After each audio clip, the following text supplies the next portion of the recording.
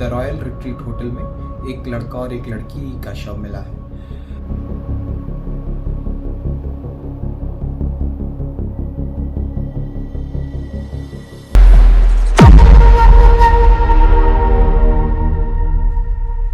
नमस्कार, मैं हूं देवेंद्र पटेल और आज मैं आपको एक ऐसी सत्य कथा बताने जा रहा हूं जो सिर्फ एक शहर की नहीं बल्कि पूरे समाज के लिए चेतावनी है।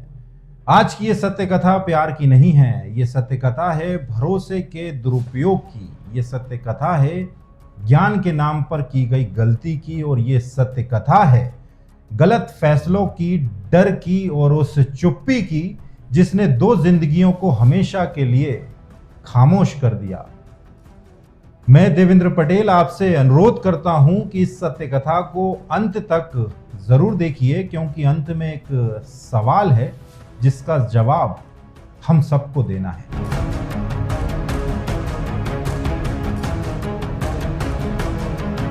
उत्तर प्रदेश के पश्चिमी भाग में स्थित एक प्रमुख शहर अलीगढ़, जहां ताले बनते हैं, जहां पढ़ाई की पहचान है, जहां हर गली में कोई कॉलेज, कोई कोचिंग, कोई शिक्षक मिल जाएगा।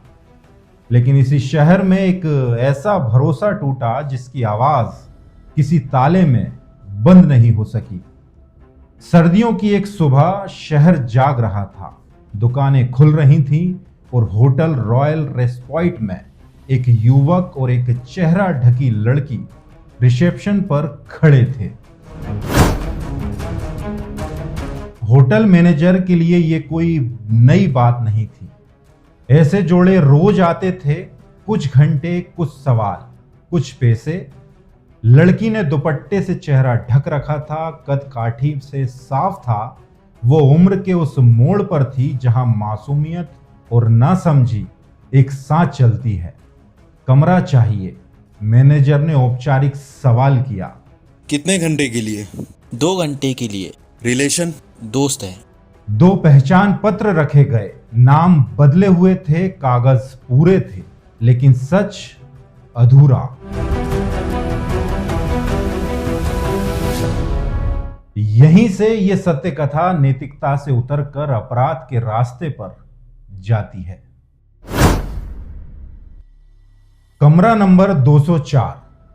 दरवाजा बंद हुआ, गलियारे में सन्नाटा। होटल अपनी रफ्तार में चलता रहा, लेकिन बाहर जो हुआ वो पूरे शहर ने देखा। कुछ घंटों बाद दिल्ली में एक फोन बजा। फोन उठाने वाले दोस्त की आवाज पहले धीमी हुई, फिर कांपने लगी। अरे ऐसा मत करो, मैं किसी को भेज रहा हूं। फोन उठाने वाला दोस्त कुछ सेकंड तक कुछ बोल नहीं पाया। आवाज घबराई हुई थी, शब्द टूट रहे थे। कुछ ही देर बाद अलीगढ़ में एक और दोस्त को फोन पहुंचा। होटल का नाम बताया गया, कमरे का नंबर बताया गया। दोनों ही दोस्तों को समझ आ गया था कुछ बहुत गलत होने वाला है। दरवाजा पीटा गया, कोई जवाब नहीं। पुलिस बुलाई गई, डुप्लीकेट चाबी से दरवाजा खोला गया और फिर जो दिखा उसने पूरे अलीगढ़ को हिलाकर रख दिया। एक युवक, एक नाबालिग लड़की, दोनों निर्जीव।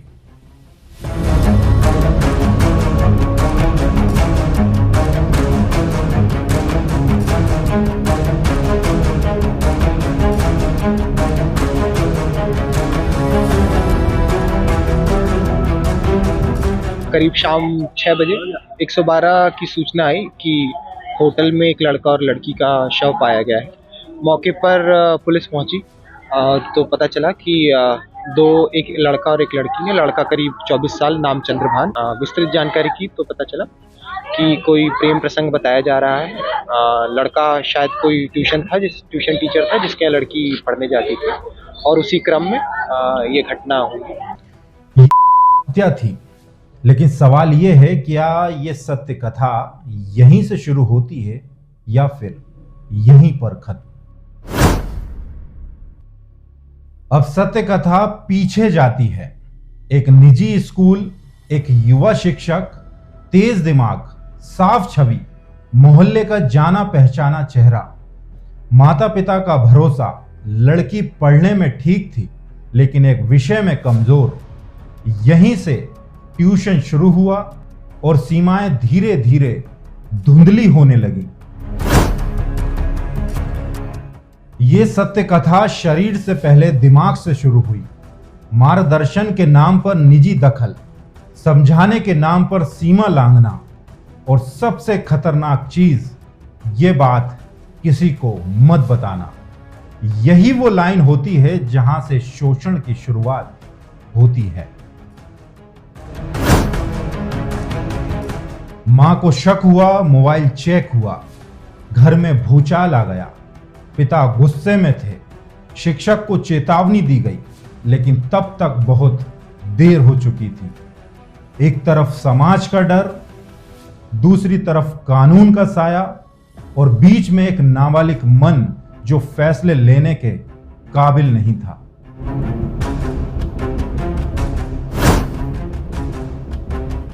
जब हर रास्ता बंद लगता है तो गलत लोग गलत फैसले लेते हैं। होटल पहले से तय था, फोन किया गया, मदद मांगी गई, लेकिन फैसला बदला नहीं। यह सत्य कथा प्रेम कहानी नहीं थी, यह सत्य कथा थी एक नाबालिग के साथ की गई सबसे बड़ी चूक की। अगर आप माँ बाप हैं तो सतर्क रहिए, अगर आप शिक्षक हैं अपनी सीमाएं पहचानिए, और अगर आप समाज हैं तो चुप मत रहिए, क्योंकि चुप्पी कई बार मौत की साझेदार बन जाती है। मैं देवेंद्र पटेल आपसे विदा लेता हूं, इसी उम्मीद के साथ कि यह सत्य कथा सिर्फ देखी नहीं जाएगी बल्कि समझी जाएगी। चलिए फिर मिलेंगे। नमस्कार।